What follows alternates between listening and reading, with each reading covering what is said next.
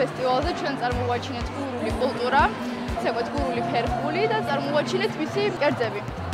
ძალიან დიდი ხანი ვებრძოდებოდით ამისთვის და მე მგონი ყველა კმაყოფილი დარჩა ჩვენით. დღეს კულტურის დღეზე შევასრულეთ ძველი მთიელური ცეკვის ნიკოკელის სოლო. ძალიან დიდი ხანი ვემზადებოდი და საბოლოოდ წარმატებით ჩაიარა.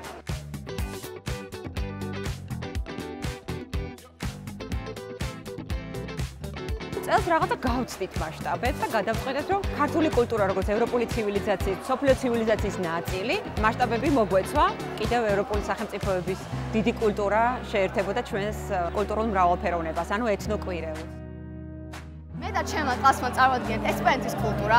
ჩვენ ძალიან მოგხვივლა ქვეყანა. გვინდა რომ მისი საჭმელები, ცეკვა, ასეთი მრავალფეროვანი კულტურა გვეჩვენებინა ხალხისთვის. ამიტომ სცენაზე ავედით და მთელი გული და სულით ვიცეკვეთ.